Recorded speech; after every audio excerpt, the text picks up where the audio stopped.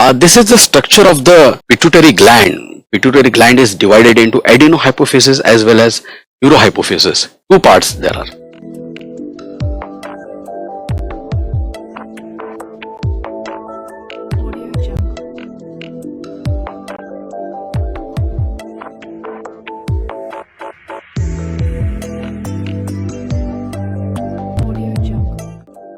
Adenohypophysis and neurohypophysis. ठीक है? Adenohypophysis is further divided into pars distalis and pars intermedia. Pars distalis we commonly call it as anterior pituitary. Anterior pituitary. And this is a larger part, and pars intermedia is a very small parts. It lies in between the pars distalis and pars nervosa. Anterior pituitary, it secretes 6 major hormones. We'll be studying that thing later on. Pars intermedia, it secretes only one hormone, MSH, melanocyte stimulating hormone. Its function in the human being that is not known. True, in the case of lower animals like fishes or you can say amphibia, they play some role in the darkening of skin, unlike other things. But in human, their role is unknown. And even if they are not secreted, that will hardly have any harmful effect on our body. Pars, then there is pars nervosa. This is also known as neurohypophysis, and it secretes, as I already told you, 2 hormones. So again, I will be making it very clear the structure of the pituitary gland. It consists of 2 parts primarily: adenohypophysis and neurohypophysis. Neurohypophysis is the posterior part, called as a posterior pituitary. Adenohypophysis again divided into 2 parts. Pars distalis is there, that is a larger one. It secretes 6 major hormone. We'll be studying that thing later on. And this is a pars intermedia. In between, it is secreting only one hormone, that is a melanocyte stimulating hormone. Student, let us now study the functions of anterior pituitary. It exerts direct control over the other endocrine glands. It is responsible for the structure and functioning of this endocrine gland, and it secretes certain hormone directly. It exerts direct, but here also it cannot act on its own. It is under the control of hypothalamus. We had already discussed that thing. It is also responsible for the structure and functioning of the endocrine gland. How this is responsible? It is also responsible because if it controls that gland and the anterior pituitary does not secrete that particular hormones, obviously that target gland. For example, you take the example of thyroid gland. Thyroid is basically regulated by thyroid stimulating hormone secreted by anterior pituitary. The anterior pituitary does not secrete thyroid stimulating hormone. Then what will happen? Thyroid gland in itself, that will also get shrunk. It will also get smaller in size. So therefore it is responsible, we say, for the structure and functioning of the endocrine gland, and it secretes certain hormone directly. Not all the hormone, certain hormones like prolactin, that is having direct action on mammary gland, and growth hormone, that is also having direct action on tissues. Let us say, as I had already told you, pituitary gland, it secretes 6 hormone, and they are very, very important hormone. So what are they? GH, that is a growth hormone. Second is prolactin, then ACTH, adrenocorticotrophic hormone.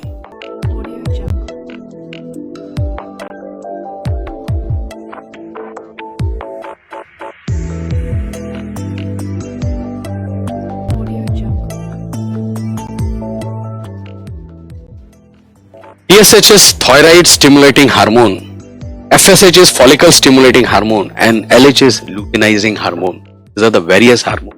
They are secreted by anterior pituitary, and they are having a very profound actions either directly or on the other endocrinal glands in the body. First we'll be studying, we'll all study this individually, all these hormones. First we'll be studying growth hormone, that is secreted, as I already told you, by anterior pituitary. Physiological effect of growth hormone. Before puberty, growth hormone promotes growth of the long bones. At the time of the puberty, there is a spurt in the secretion of growth hormone. Hence, we see increase in the height during late childhood or during period. So, it plays a very important role in the growth of the long bones, and thereby, indirectly, it on the height of the person, how much taller or how much dwarf that person is. But here, there is the action of the growth hormone depends on the stages of the life. before puberty or before adolescence, its action are different, and it's because of this action the consequences will be different, and after puberty the consequences will be different. After before puberty, it causes the growth of the long bone, as the epiphyseal cartilage which are present in the long bone, they're not fused. They will it causes growth. It makes the child to grow taller, and at the time of puberty there is a biological clock in our body. At the time of the puberty there is a spurt in the secretion of growth hormone, and which causes a corresponding increase in the height. Like you say, the children up to say 6 or 7 standard, they will not be much tall. They will be growing, but growing slowly. But suddenly around 9th or 8th or 9th standard, they will start growing rapidly. They will start, and some of the relatives, if they meet you, they will say, "Arey, you grew so tall. I have seen at that time you were much shorter." So this is the thing. There is a spurt, and it causes a spurt in the growth of the height during the puberty and adolescence period. Then it also stimulates the growth of the internal organ. This is again very important. Internal organ. So what are they? It also makes the internal organ very larger. You can say bigger. These internal organs, like you can say liver, gastrointestinal tract, then kidney, heart, lung. These organ also, they increases in their size. But here there is only one organ which is not affected by the growth hormone. Irrespective of the growth hormone that will increase in size, it does not affect. That is the brain. It does not have action on the growth of the brain. Otherwise the brain of that person will go on growing. That is not the case. It also increases the muscle mass. How that is done? It makes the muscle very stronger. Increases the muscle mass, also make them stronger. It increases calcium retention. This is again very important, as it is causing the growth of bone. For that thing, calcium is needed for mineralization, and hence it also causes retention of calcium. Then it is also having certain metabolic function. It causes gluconeogenesis. It increases the blood glucose level in the blood. Therefore, the patient like gigantism and acromegaly, who are suffering from the excessive secretion of growth hormone, they are quite intolerant of blood glucose level. They are predisposed to diabetes, and many of the patients, in fact, they develop diabetes. We will be studying diseases caused due to the increase or decreased secretion. Here, student, it is very important to remember in the endocrinal system. Most of the diseases, almost all, they are caused majority either by the excessive secretion of the hormone or by the deficient secretion of the hormone. Here, when there is excessive secretion of the growth hormone, it causes gigantism. But there is a difference. If there is excessive secretion before puberty, it causes gigantism. If there is excessive secretion after adult life, then it causes acromegaly. You can say there is growth hormone secretion that causes gigantism and acromegaly. Gigantism is caused before the child he has attained that adolescence age, whereas if there is excessive secretion in the later part of the life, that result in acromegaly. So here we'll be studying now individually the gigantism. Now what is gigantism? What are the clinical features that we see in gigantism? As I had already told you, this is caused by the excessive hormone, growth hormone. Before the child has reached the pubertal age, you try to remember this thing. You make your concept very clear. Very clear. Cartilage. Causes, there are few causes you can say. That is, if the pituitary develops small tumor called as adenocarcinoma, that will cause increased excessive secretion of growth hormone. And let us say the clinical features. What are the clinical features? The person, he will become very tall because there is growth of the long bone. He will become very, very tall. He will normal height, you can say, child, he might be 5.5 feet. He will be attaining height of say 6.5 feet or even sometimes 7 feet. They grow very, very tall, and they stood apart. They stood apart from other children. You can make out that these children are different from the other children. These children are quite tall. Apart from that height, they also have a lot of other symptoms also. They develop that symptom complex. As you can see, because of growth hormone, there is thickening of the nose, the thickening of the lips. There is also growth of the tongue. The hand, they also short bones, they become more thick. The skin also becomes more thick. There is a hand, they become thick. There is also, it also has a effect on cardiovascular system. The heart, it grows bigger, and it can also cause cardiomyopathy. That's very dangerous disease. Actually, most of this, the people, they're not happy. We are feeling happy because nowadays everybody wants to grow taller. That they are grown so taller. They suffer from several problems. As I told you, their heart also grows stronger, and many of these patients, they develop that cardiomyopathy, and in fact some they die because of that cardiomyopathy. Then if there is a deficient secretion of pituitary, the growth hormone, before the child he has attained the age of puberty, that will result in the dwarfism. They are very short type of persons. Their height is very short, it's less than 4.5 feet. The other features, they will be there, the low fasting blood sugar and the tendency. Obviously, it controls, as I already told you, the growth hormone has effect on carbohydrate metabolism. It increases the blood glucose. So here there is deficiency, hence they will have low fasting glucose. And since their height is not there, they will have a tendency for obesity. There's one good picture also. Let us see. He is laughing. He is looking quite happy, in spite of the fact that he is a dwarf. Obviously, he is having a positive life attitude toward the life. Student, you must also have a very, very positive attitude toward examination. This will definitely help you, like this child.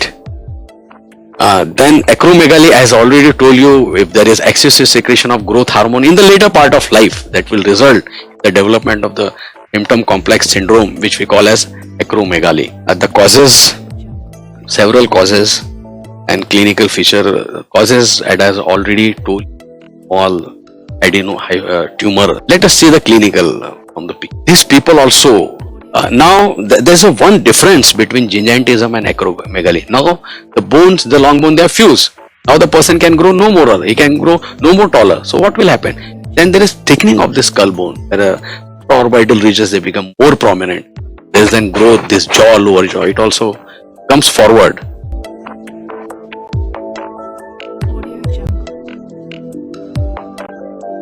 That you call it as a prognathism. It comes forward, it protrudes forward. Then as you can see, there is a thickening of the hand, a thickening of the long bones which are present in our hand. There is thickening of the skin also, their hands, and they are also warmer because of excessive metabolism. Similarly, they are having a different type of thickening of lip, as we have seen in gigantism. Thickening of lip, there is thickening of nose, there is thickening of lips. Plus they will also have some other symptom complexes. Cardiovascular system also. The heart, as I told you in gigantism, that will also be affected. They might develop cardiomyopathy.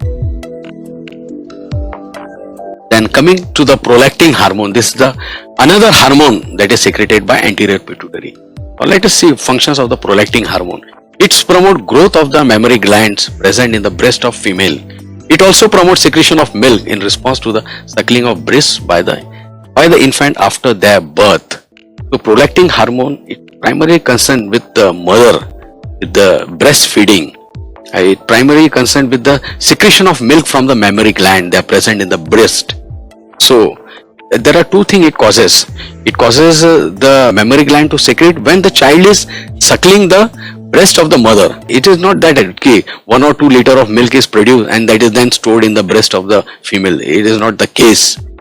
Some amount that might be stored there, but when the infant is suckling, that immediately that gives a stimulus, thus reaches the hypothalamus give instruction, and accordingly that prolactin hormone that is secreted by the anterior pituitary, that will cause secretion from the mammary gland, and the child may be able to have that milk and to satisfy itself. The other thing is that there is also a spurt in the secretion of prolactin when the mother is pregnant, in the later part of pregnancy and after the childbirth, during the first 2 years of the child's life, so that there is a growth of the breast, the mammary gland, they matures.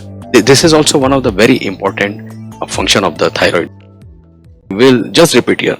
As the secretion of prolactin is highest during and after the pregnancy, it prepares the adult woman for lactation. This is a photograph. You can see that mother child. That is a control now. How the prolactin hormone, that is secretion of the prolactin hormone from the anterior pituitary is controlled. Obviously hypothalamus is controlling. So hypothalamus is exercises the control. There is inhibitory control and there is also excitatory control. Let us say what inhibits hypothalamus. So there are two factors that inhibits the secretion of prolactin hormone. First is the dopamine secreted by the hypothalamus that inhibit the secretion of prolactin hormone from anterior pituitary, and the other is prolactin hormone itself.